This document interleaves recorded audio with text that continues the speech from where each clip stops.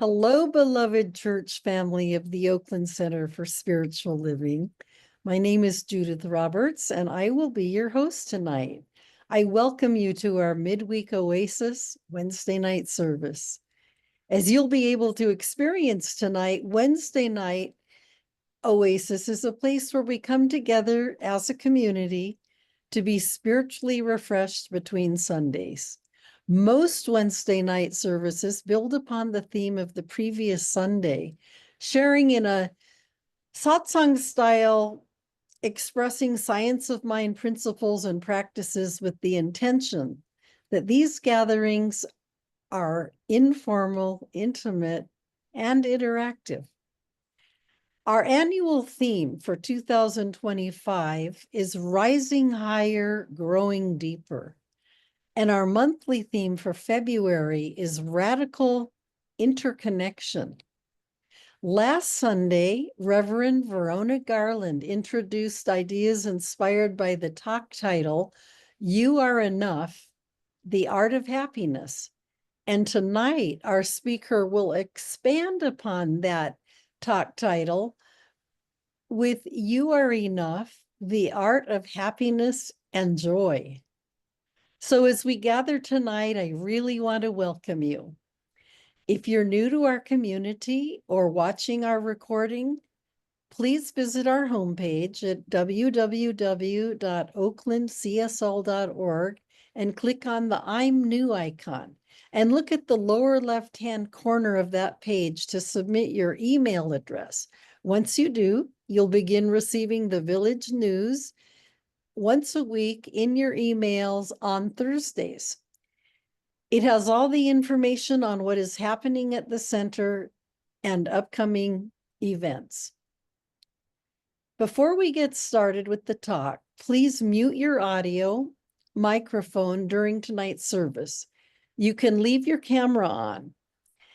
When you mute your audio microphone, it will improve the quality of our recording and tonight's transmission. Please stay tuned through the end of the service to receive special and important announcements. So I'd like to introduce our speaker tonight, Sabrina Bolus. Sabrina has been involved with religious science since 2019. She graduated from the San Francisco Theological Seminary in 2014 and trained as a chaplain. Currently, she works for the Lighthouse for the Blind and Visually Impaired as the manager of adult programs. So Sabrina, thank you in advance for being our speaker tonight. As we do with every organized event at the center, we open with prayer. Sabrina, will you be doing the honors this evening? Well, I will not be doing it, but the wonderful Reverend Ikea will be doing the honors of the opening prayer. Okay, so I would like to then turn it over at this time to Reverend Ikea.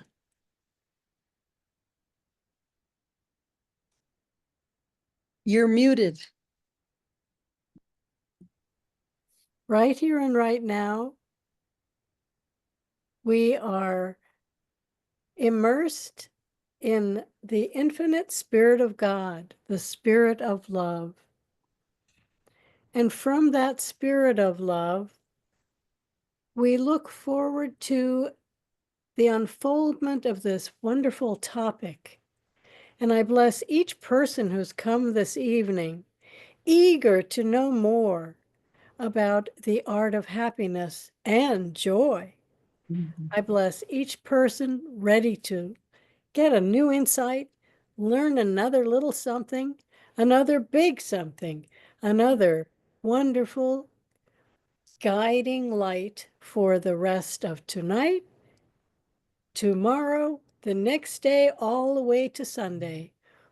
We are blessed beyond compare, and I give thanks for this opportunity to pray us in and to hear the wise words of Sabrina Bolus. Thank you so much.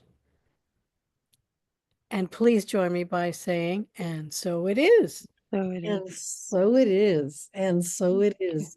Thank you, Reverend Ikea, for opening us in prayer. And now I'd like to turn it over to Sabrina.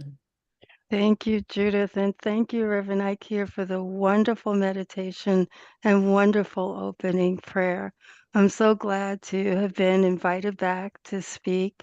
And as Judith has mentioned, this year we are called to rise higher and go deeper, to expand our consciousness while we are deepening our roots in the truth of who we are.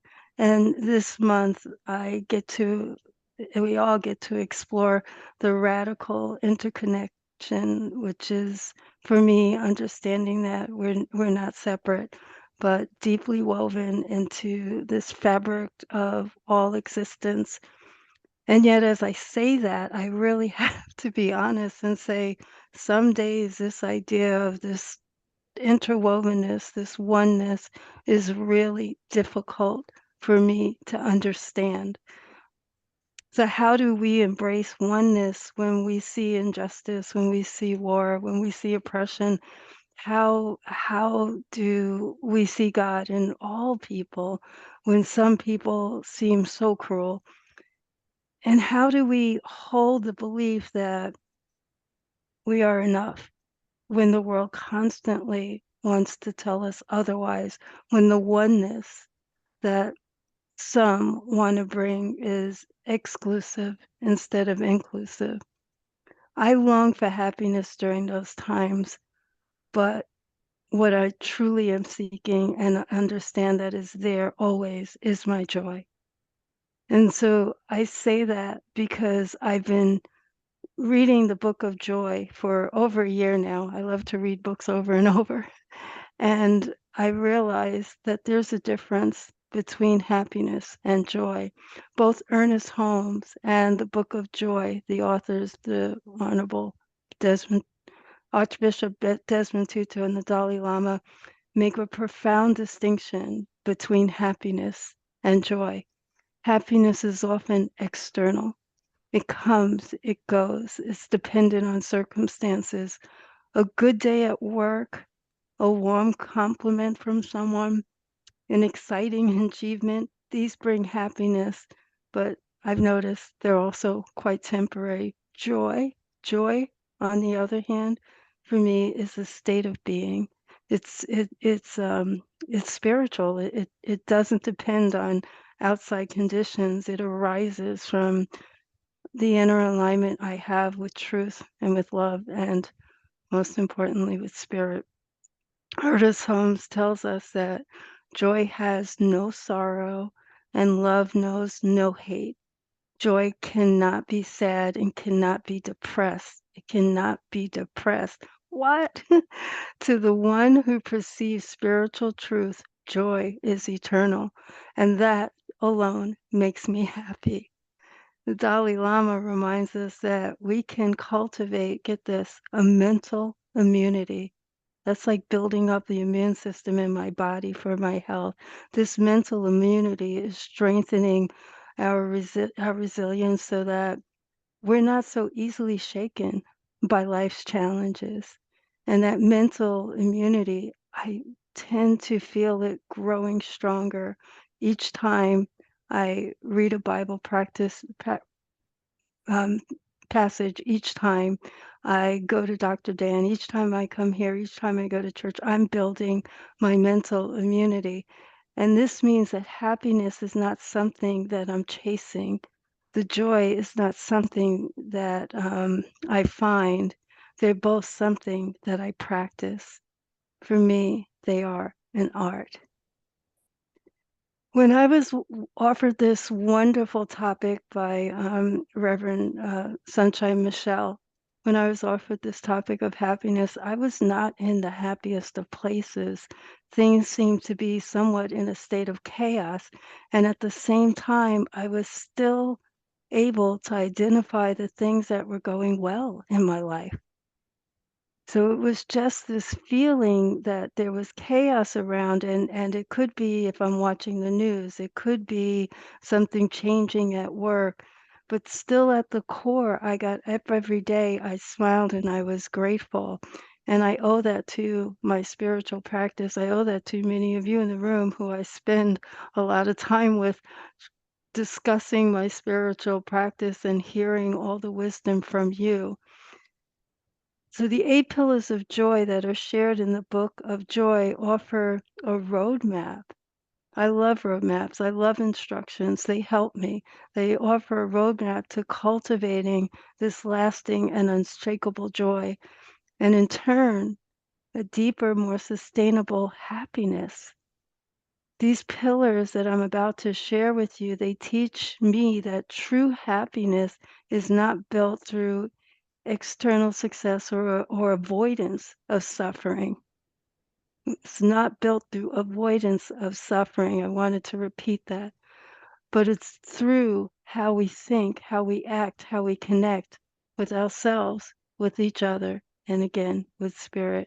Tonight, I want to explore these through the lens of religious science, recognizing that they are not just ideas, that these practices that allow us to cultivate this happiness and sustaining joy help us find a deep sense of fulfillment even in times of struggle. When we cultivate happiness, we do not just uplift ourselves, we uplift the world. And in this point in time, this is what I'm trying to get my arms around, to get my mind around, to understand more deeply. So let's begin. The 8 pillars of happiness and joy as a spiritual practice. Pillar number 1 is the one I'm most familiar with. That is perspective, seeing with spiritual vision. And I was hearing it throughout the entire meditation, and I was saying, oh, how perfect this is. Science of mind teaches us that our thoughts create our reality. The way we see the world determines how we experience it. When challenges arise, we can shift our perspective from why is this happening to me to how is this happening for me? Michael Beckwith taught me envisioning to ask the question in so many different ways until the answers come. How can I grow from this? What meaning can I create from this experience? Where is spirit in all of this? Perspective reminds me that while I cannot control what happens in the world, I can choose how I respond. I can choose how I respond. Both of these statements that I'm about to mention are actually posted on my mirror. In his book, Visioning, Michael Beckwith says, I see what I describe. I see what I describe. I describe it, and that's what I see, not the other way around. And the Bible tells me, I love reading scripture now that I'm in science of mind, because it has opened up such a new way of seeing things. And Mark 9:23 says, Jesus said unto them, if you can believe, all things are possible to those that believe. I just changing my perspective has changed my mood. Even right now, as I'm saying it, I'm smiling more, I'm happier, I have joy.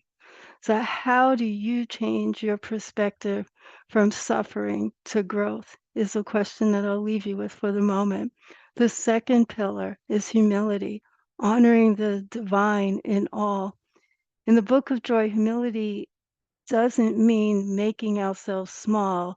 It means recognizing that we are part of something vast, something sacred, a generous heart, kind speech, and a life of service and compassion are the things that renew humanity. I had a situation today at work where I did not use kind speech. I did not show humility. And I'm going to apologize for that tomorrow. I was able to move on by forgiving myself and knowing that I am human. And when I think of the first pillar, I just had to change the perspective. I wasn't being mean. I was reacting and I get the opportunity from my practice to change my perspective and to move into humility. And I'm realizing how all of these pillars are now connected. In religious science, we affirm our oneness with God, but we also acknowledge that this same divinity exists in all people. And that's what I had to see in this other person to get to where I am today. Even when we struggle with oneness, even when we see harm in the world, we can return to the questions. How can I be an agent of love? What is mine to do? Ernest Holmes reminds us one of the first things to do is to love everybody. Seeing the good tends to bring it forth. How do you love everyone? That's the question I leave you with humility. The third pillar, I love the third pillar. Actually, Reverend Eki, it reminds me of you because of your smile. The third pillar is humor, the lightness of the spirit. Happiness and joy require lightness. And I think of Christopher Brown as well, as he had asked someone if they can hold it a little lighter, the struggle that they were having. And just that sentence alone, that question, can you hold it a little lighter? It makes me take a breath and hold things a little lighter.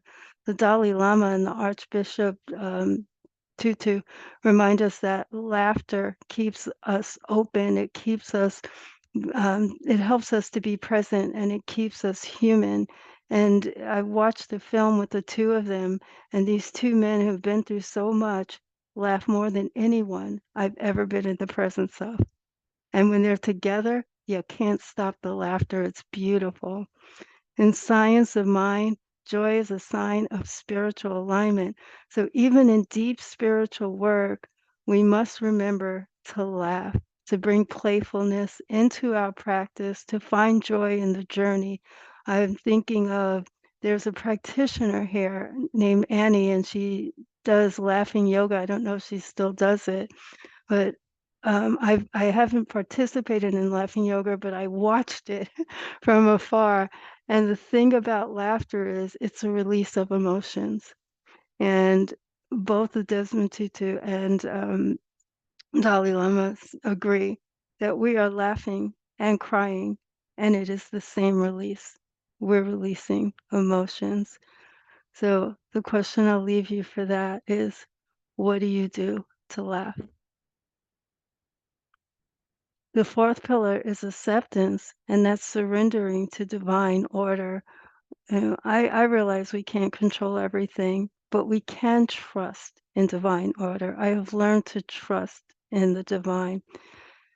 Just like His Holiness, the Dalai Lama, who was born in 1935, he was recognized as the reincarnation of the previous Dalai Lama at the age of 2. At 2, at 15, he became the spiritual and political leader of Tibet.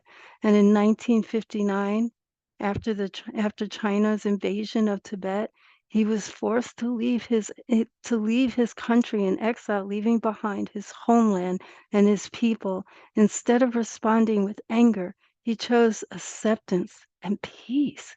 Continuing, he advocated for the Tibetan people for their rights while embracing a life of compassion and nonviolence. What he says, the acceptance of reality is the only place from which change can begin. The acceptance of reality is the only place where change can begin. Wow. The Dalai Lama teaches that resisting reality only creates suffering, and Ernest Holmes teaches that we must accept before we can transform. This is a lesson that I love, because when I move into acceptance, it takes me a while to get there, but sometimes, and when I get there, it's another breath. And now transformation starts happening. Peace begins when we stop fighting what is and align with divine wisdom. I've come to believe that even when I feel lost, even when the work feels chaotic, I can lean into my spiritual practice, Reverend Michael teaches that we must show up to our practice with sincerity and earnestness, knowing that consistency deepens our awareness of oneness. I have the sincerity down and I'm working on the earnestness to show up even in those times when it's hard. So right now, I just want to take a break and I want to open up for just a brief discussion before I go through the other four pillars and ask, how do you love everyone? And how do you show up for your practice when times when times feel like they're too heavy? You can answer those questions, and of course, you can talk about anything else that you would like.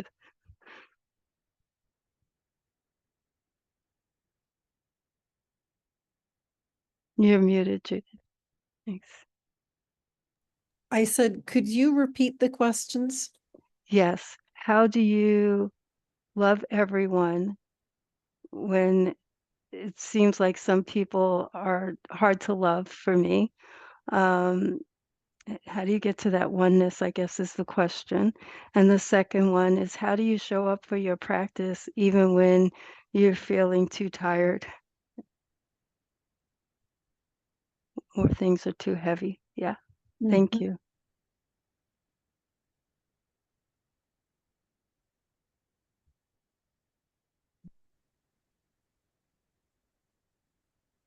I'll go.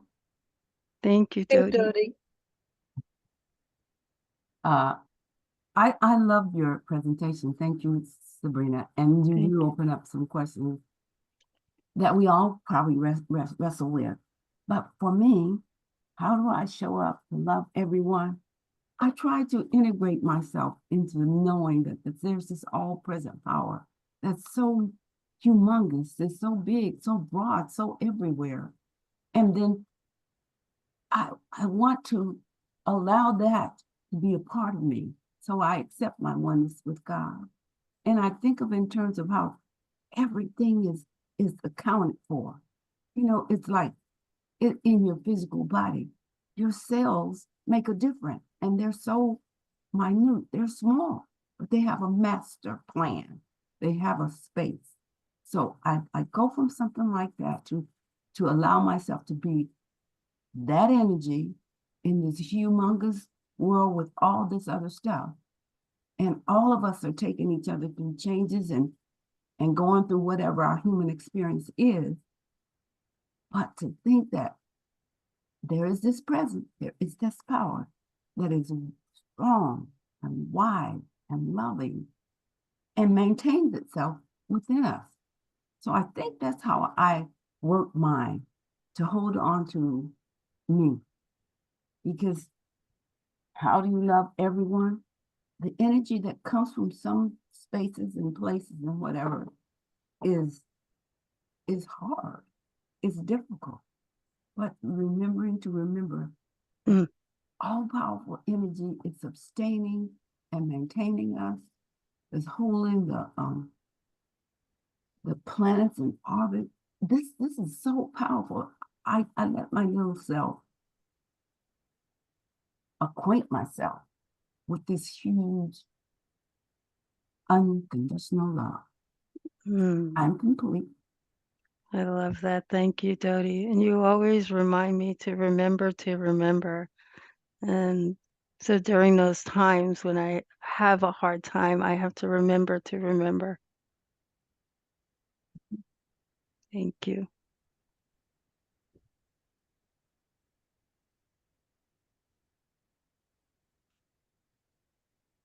Oh, Reverend Ikea. I was going to say, you know, there are certain characters that we all can make a list that that we just don't know what in heaven's name is going on with them. They seem to be doing all of the things that we can't stand. And the only way I can be with that is to return to love. And I might not be able to look at that exact person and love them, but to return to love and to know that they too are animated by the same infinite loving spirit, and to just know that somehow that loving spirit can shine through them. And that doesn't make any sense at all, because you just watch them and you say, I don't know, honey, it's not happening right now. But just to rest in the love of God, which is everywhere, even in those people I cannot understand. And I'm complete. Thank you. Thank you. It's like when we begin the affirmative prayer, when we say that if it's true for us, it's true for them. And I have to hold on to that. I have to hold on to that. But that's taken a lot of spiritual practice for me, because I'm human. Right. Thank you.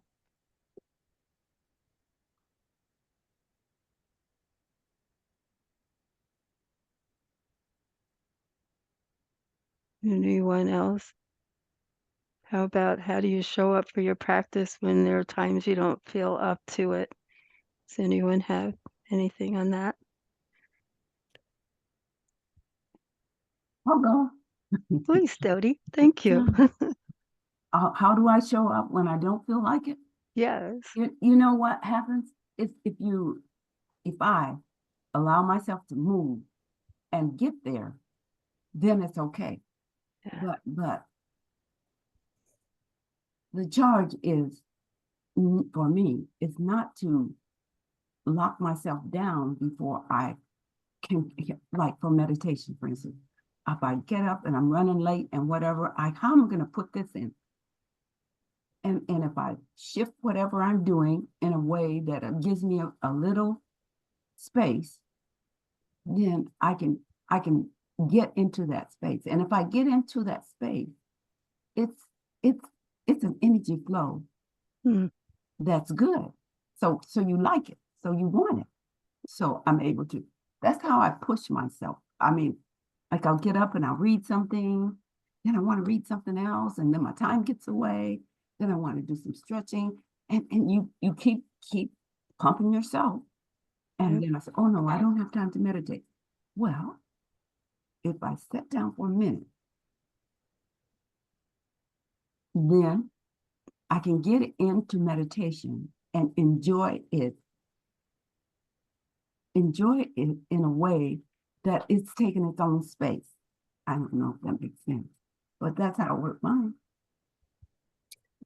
And I love it. I really do. I don't want to skip it, but I also don't want to not read what the daily word is. So have to work it. Gotta work it, gotta fit it in. I like that it creates its own space. That was really nice. And yeah, and it is true. It's like once I get to that meditation, once I get to that reading, I'm hooked. I'm hooked. It's like we didn't want to come out of meditation today, Reverend Akia. It's like we're there and we're hooked. There's the beauty of it all. Thank you, Dodie. Thank you. Mhm.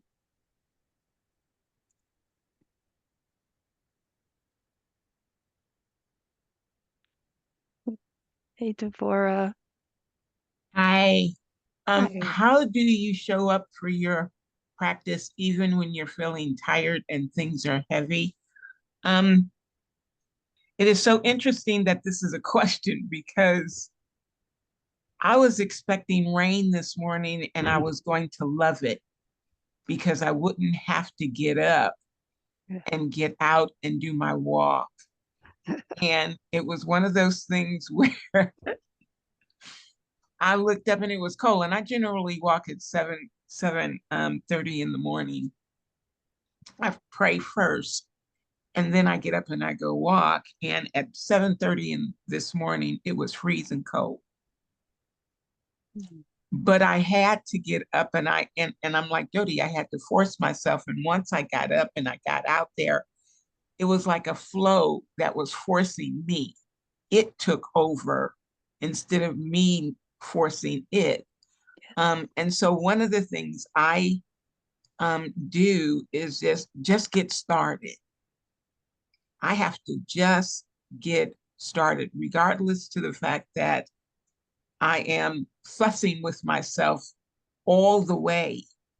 Once I get, once once I get into it, it fusses with me to just keep going and to just be still and let it take on its own flow.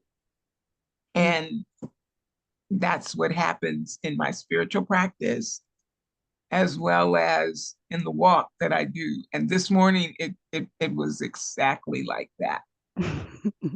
Just get started. I'm complete. Just get started. Yeah. Thank you so much. I love how it started with praying for rain.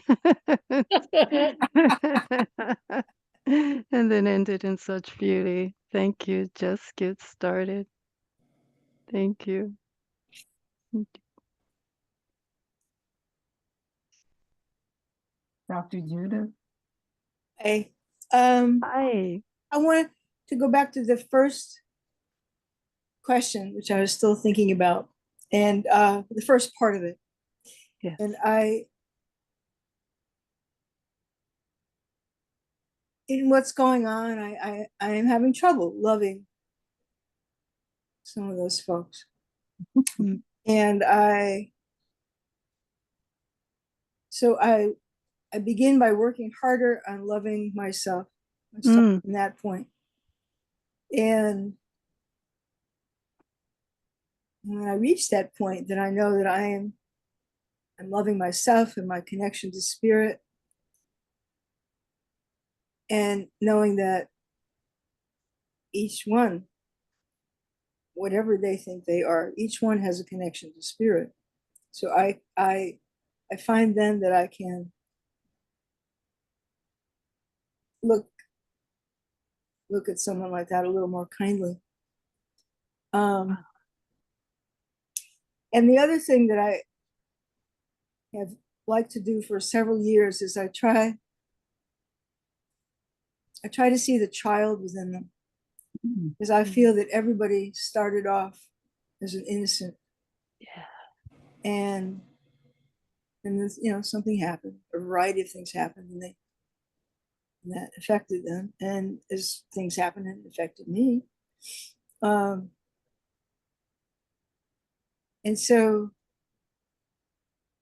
just sort of like it's like I close my eyes a little bit, so my eyes are in slits, and I'm looking at them, and I'm trying to see there's an innocent child in there somewhere, and that allows me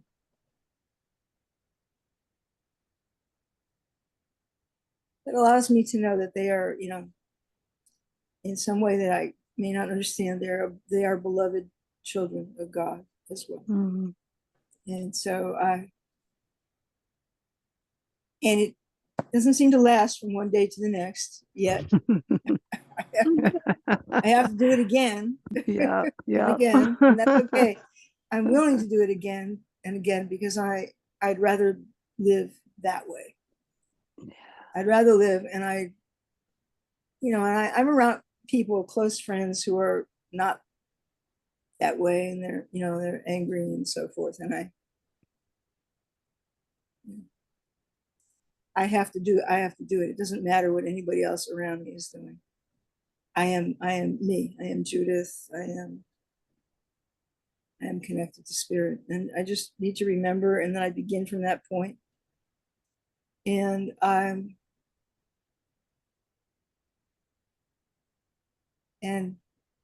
and I love everything you've said so far, by the way. Oh, thank you. I'm going to listen to it again later. So, Love you, Judith. Love you. Thank you. I love that. It does start with loving ourselves. And when you said that, I was like, whoa, yes, yes, yes. And I enjoy that, seeing the child in them before all of this outside stuff got put on them. So yeah, thank you. And again, we go back to the word practice. I have to keep practicing. Yes. Yep. Thank you. Yeah. Thank you. Okay. All right. So I'm going to move on to the second part of the presentation, which would be the other four pillars. The first four pillars were pillars of the mind. The second four pillars are pillars of the heart. Yeah. And and pillar number 5 is forgiveness. And it's subtitled Releasing for Freedom. I love that. Forgiveness is one of the greatest acts of self-love. We cannot be free when we are holding on to resentment. We cannot be happy when we are carrying the weight of the past. Bishop Desmond Tutu was born in South Africa in 1931 and became a leading voice against apartheid, advocating for peace and justice. And as the first Black Archbishop of Cape Town, he helped dismantle institutionalized racism through nonviolence and reconciliation. After the fall of apartheid, he led the Truth and Reconciliation Commission, urging victims and oppressors alike to tell their stories and seek healing. He believed forgiveness was not weakness, but the only path to true freedom. Yes. Forgiveness does not mean forgetting. It means giving up all hope. It means giving up all hope for a better past. That's letting go of the past, says Desmond Tutu. Ernest Holmes teaches us that what we hold on to, we keep attracting. Forgiveness is how we break free. Reminds me of Dodie. What we think about, we bring about.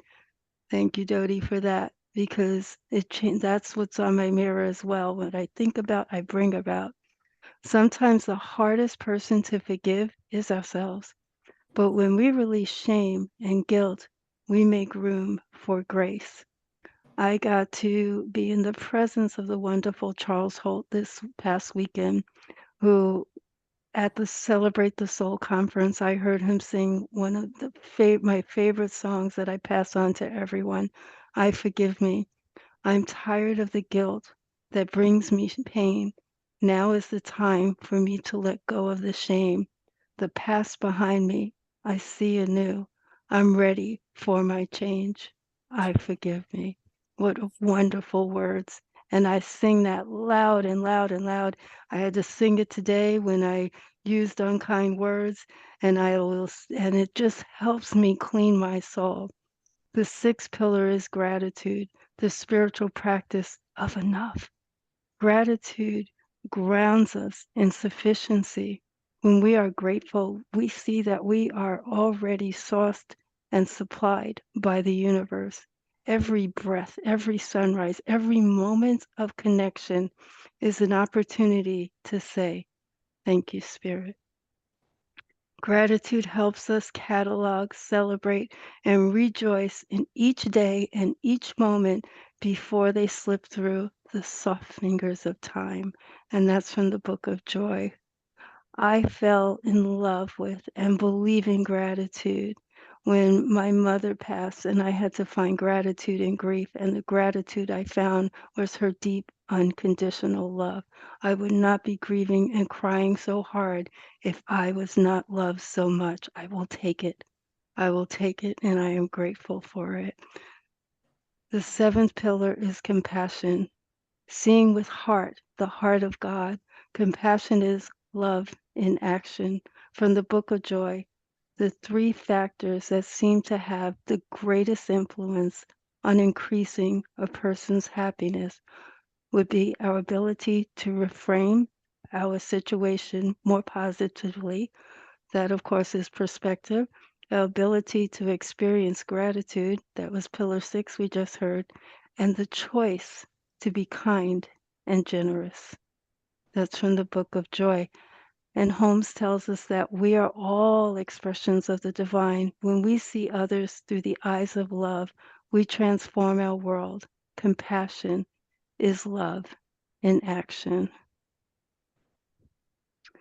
The eighth pillar, generosity, the flow of divine circulation. This is something that we all love. Generosity is a spiritual principle. When we give freely, we activate the law of circulation. The more we give, the more we create space to receive. True generosity is an expression of trust in abundance. Mm. Mm. The art of happiness is not something I'm chasing anymore. It is something that I'm working to cultivate through practice. Prayer and meditation are at the core of my practice. And for me, they look more and more like art these days. I pray, I meditate, then I journal or write letters that people never see. I never send them. I paint my feelings. My spiritual practice has turned into art. And Ernest Holmes reminds me prayer is necessary for happiness. This comes out of his textbook. Happiness is an art, one that requires intention, presence, and trust. I invite you to ask yourself which of these 8 pillars are calling to you today. Because when we live from joy, we rise higher, grow deeper, and remind the world that we are already enough. I am enough. Beautiful. Ah, Judith. sorry, this was wonderful. No. I was telling Judith the other Judith Oh, to other let her know I was complete. Oh. Thank you. No, that's fine. That's great. Yeah. Yes. So I think it's 7:41. I think we have time for maybe a few comments before we end. But We do. We have another 9 or 10 minutes. okay. And Sabrina, I think it might be helpful because you've shared so much and you've elaborated on each one of the pillars. Could you just say them all, like Absolutely. one Thank through you. 8? Yes. So the first pillar is perspective. Thank you. The second pillar is humility. The third pillar, let me see, is that humor. The fourth pillar is acceptance. The fifth pillar is, oh, these are from the heart, forgiveness. The sixth pillar is gratitude. The seventh, compassion. And the eighth, generosity. Yeah. Thank you. Oh, Freddie, you are so good. Thank you. You put them in the chat. Oh, great. Yeah, you rock, Freddie. You rock. Thank you. Yes. Yeah. Thank you. Yeah. So,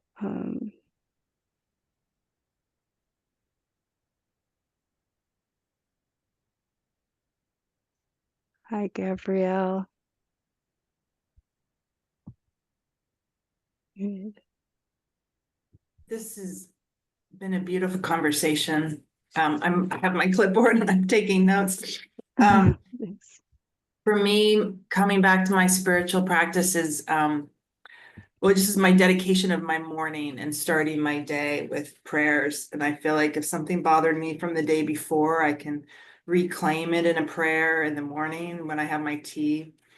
And, I could sit with it longer and meditate, and I don't always do that sometimes. I should do it more, but, in these times, like, I should probably love, my enemies, those people more, but really, I think there's so much going on in the collective and on the streets, and, instead of pointing fingers, I'm just praying for the people who I think need extra prayers. And that helps me kind of, that's my dedication, because it's in the morning. So I know I just really, it'll happen because I start my day that way. So, Yeah. but that's it. I love this conversation. Thank you. Thank you so much. I love that, praying for the ones that are difficult to pray for. I think that helps both them and us who are doing the praying. So thank you for that. Yeah, sure. hmm hmm What are some of the other ways you might be expressing your spirituality? Like Judith, I hear you singing and writing songs, and that's such a beautiful expression of spirituality. Mm. Thing, I- who's gonna say? No, which Judith? Judith? Mhm. Yeah, Oh, yeah, both Judith sing. oh, okay, then that's for both of you. I'm gonna act like I knew that. Dr. Judith, what were you gonna say? I can turn a whole day, if I wake up in the morning and sort of blah, or something affects me right away, or something is held over from before, I can singing singing can change anything. I would just walk around my house, and I mean, I know hundreds of songs. They're all different. Some of them are funny, some of them are spiritual, some of them are just country songs. But I walk around singing, and everything else falls away. Mhm. And then I can have a brand new day. Mm. So yeah, I'm complete. And you Thank sing so beautifully. I don't know if I might have heard you sing, but we love to hear you sing because she has a beautiful voice and she's singing all these gentle songs that are uplifting. And so I can imagine that she can sing her troubles away. Mm. Thank you, Jody. Reverend Ikea. Oh, I was going to say, many years ago, my spiritual teacher told us that we were joy. And at the time, I was depressed. So I came home and I thought, well, if I'm joy, I need to do something to get used to it, because I'm very far away. And what I wound up doing was singing, so I can join with Dr. Judith. And I was so depressed, but after a half an hour of singing, I was fine. Mm. And later on, years later, I read a study in an academic journal talking about how they had discovered singing was an effective cure for depression. So I don't know, sing away, sing in the shower, sing out of the shower, sing on the street, sing whenever. Yeah, Use this thing. Okay, that I'm complete. I love that. Yeah, I love singing along with Charles Holt and others, Ricky Byers, everyone. And even, the Beatles, Bob Marley, you know. Right. Yeah, Oh, all of them. Yeah, I think Deborah had her hand up. Yeah, I did. Something that I took up was going back and rereading my diaries, my spiritual diaries. Yes. And also, this is really interesting because recently I have been going back through all of the spiritual courses that I have taken over the years. And I'm just reading things from Edwin Gaines. I'm reading things from Stratton. I'm reading the five, oh gosh, what is it? The five gifts again. Yes. And just going through and seeing the journals and where I was at the time. And it has been really a nice spiritual deepening. to see where I was then and to really take a look at where I am now. Mm. And then the other thing, the joy, the real joy, is the vision board parties that we all go to, that everybody enjoys, and I do too, and to look at those again as well. Yes. So just kind of like taking a walk through the spiritual practices that we give ourselves, that I give myself. I'm complete.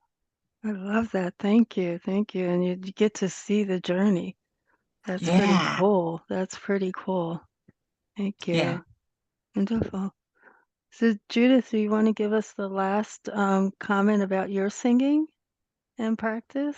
Oh, well, thank you. Yeah, I think I just agree with what others have said about singing, that like prayer, singing shifts me. Mm, And it's hard to be depressed or grumpy or mad or angry or anything when you sing, when I sing. And so, you know, I have different genres. I've sung mainly with Threshold Choir, which is beautiful music that's been written by singer-songwriters who are really singing in service. And it's for people, mainly it's for people who are in hospice, but it's songs from the heart. They're just so beautiful and heartfelt and healing. And I've sung in choirs. I miss singing in choirs. I'm looking for another choir. But yeah, it's just so uplifting. And then to join voices with other people, you know, is a really wonderful community experience. beautiful. Thank you so much. And thank you for all the help you gave tonight. Mm. And thank you, Sabrina. I think now we need to transition into our Mhm. announcements, but wow, this has been a really beautiful talk. And I listened to the Book of Joy, and I also read it, and it's profound. It's profound. It's just wonderful that you based your talk around that book. Mm, thank you. Thank you so much. Two such inspiring people. They are. And they teased each other through the whole book. They did. Yeah. Mhm. So now, Freddie, can we bring up the slides? And I'll go through the announcements.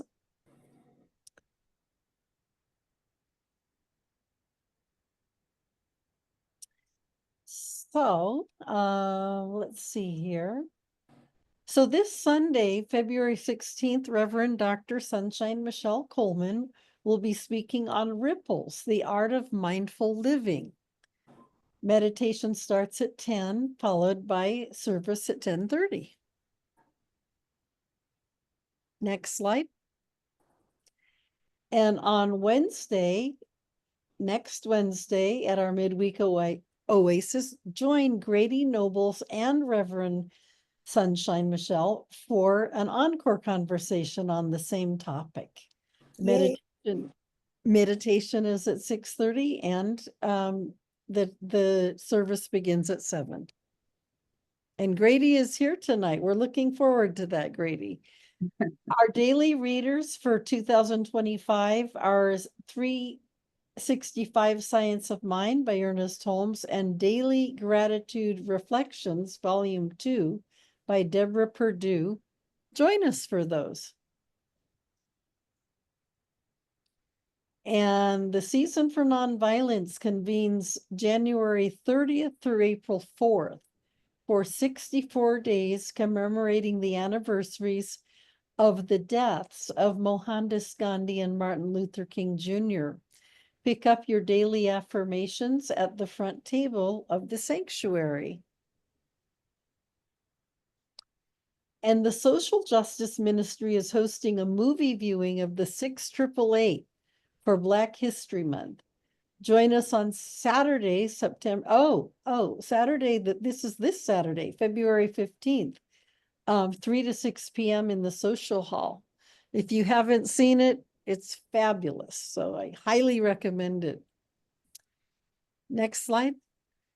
Our nonprofit partner for January and February 2025 is the Oakland Literacy Coalition. And they will be speaking during service on Sunday the 16th. The Oakland Literacy Coalition believes that every child should have the support they need to learn to read. They work with people and organizations across the city to ensure that every Oakland child learns and loves to read. They convene literacy practitioners and educators from across the country for the annual Literacy and Justice for All Symposium, which is happening March 8th in downtown Oakland.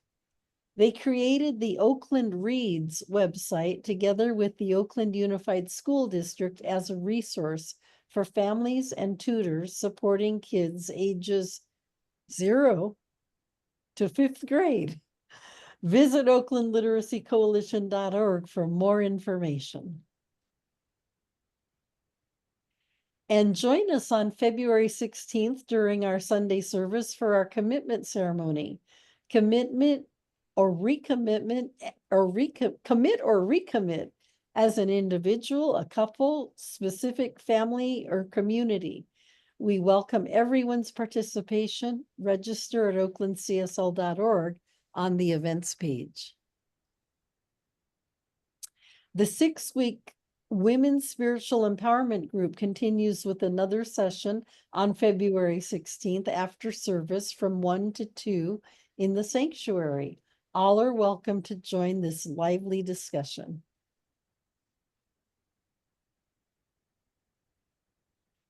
And on February 17th, it's President's Day. It's a holiday in the United States celebrated on the 3rd Monday of February. It not only honors Presidents Washington's and Lincoln's birthday this month, it is often celebrated to honor all those who served as presidents of the United States. And save the date, our OCSL 80th anniversary gala celebration is September 19th to 21st of this year. Other events will also be held throughout the year. Stay tuned for more information coming soon.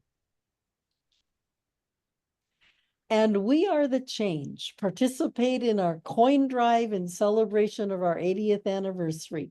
Bring your spare coins to OCSL and drop them in the designated collection jars in the sanctuary, February 9th through December 28th. Every small contribution adds up to big change for our community. Together, we make a difference by honoring our past and building our future one coin at a time. Thanks in advance for your participation. And 2024 giving statements have been processed and distributed via email and by US mail, where we don't have an email address on record. Please check your email, including your spam folder or mail, for the statement. And the Spirit Treasure Bookstore celebrates Black History Month with 30% off all books by Black authors. Please visit our website at oaklandcsl.org and sign up for our weekly newsletter, the Village News. Remember to follow. Oh, this is like a separate announcement.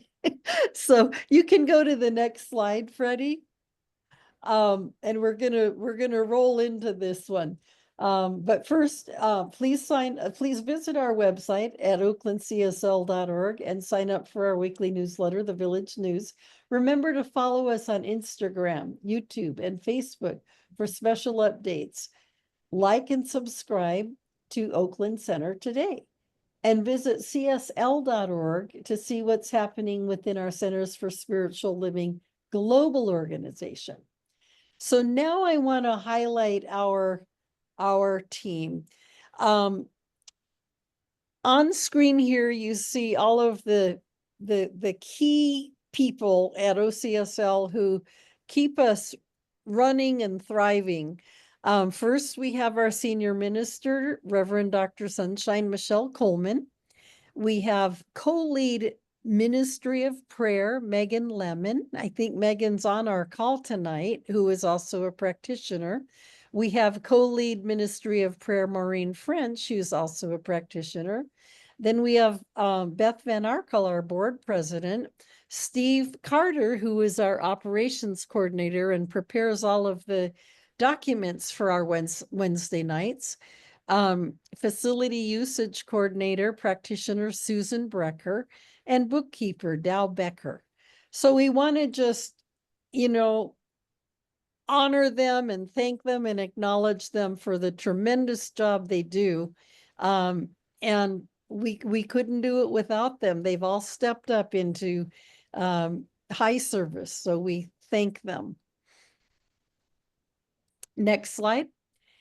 And as we thank them, we just give gratitude for for everything.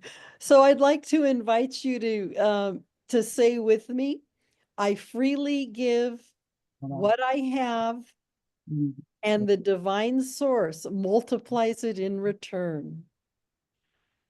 So we give back as we're called, as we're inspired. If you would like to contribute to the Oakland Center for Spiritual Living, you can go to our website and Freddie, go back to the one before. And this is what you'll see. These tiles, and you click on the donate tile, and now go to the next slide. And we have all these different ways to give. So you can give through Zelle, you can text, you can use this QR code. If you're there in person, you can put an offering in the basket. You can write a check. So all of these are different ways to just support the center and help us thrive. So we can go to the next slide. And now I want to thank everybody who has so generously offered their service for this evening, for this oasis. I want to thank, of course, I want to thank our speaker, Sabrina Bolus, for the wonderful, wonderful talk, Sabrina. It's just really, really, really wonderful. And it's going to stay with me for a while. I want to thank Reverend Ikea, who led our meditation and opened us up in prayer. And I want to thank our other reverends who support this Wednesday night oasis. Elena Hutchinson is a co-host. She and I alternate evenings of hosting, alternate Wednesdays of hosting. And of course, Reverend Dr. Sunshine Michelle Coleman, who is our senior minister and is always working behind the scenes. Whether she's here or not on a Wednesday night, she's very hands-on and very involved. And she is the one who has invited and confirmed the speakers. I also want to thank our Freddie Lambright III, who is our interim AV for Oasis through the end of February and possibly March. Freddie is filling in for Peter, who has resigned or stepped down. Peter is moving on to other things. And Freddie's doing so much. He's running the PowerPoint. He's spotlighting people. He's muting people. He's helping facilitate the conversation. And he's also doing the recording. So big shout out and thanks to Freddie. I also want to thank Steve Carter, who is our operations coordinator and prepares all the documentation for the evening, as I mentioned earlier. And now I would like to close us out in prayer. So if you would like to just take a breath with me.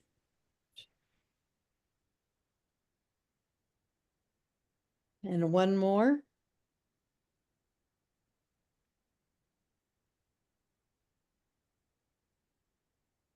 Knowing that everyone here, everyone participating tonight, and everyone who watches the recording later is doing so and is here by divine appointment, that each person has been called, and in listening to this service, has been enriched and opened and deepened and informed by this wonderful talk that Sabrina gave tonight. I know that each person here is blessed, that each person here is held in the arms of the divine. Each person has within them the still small voice, the place of peace, the place of inspiration, like a deep well where they can dip in whenever they're thirsty, the well that is eternal and provides that cleanliness and sustenance and clean, clear water that just totally satisfies you. That well is within. And so I know that as each person moves on tonight to whatever is next in their evening, that they are guided by the hand of the divine. They are held. They are loved. And so with great gratitude for this wonderful evening, I give thanks and I invite you to say with me, and so it is. So it is. Amen. So it is. Thank you, Sabrina. Thank you. Thank you for the prayer. Thank Before you. we stop the recording, can everybody just give Sabrina their Wow, thanks? thank Let her you. know how much she's appreciated tonight. Thank you, Sabrina. Thank you. Yeah, Thank you so wonderful. much. It was wonderful. Thank you. Okay.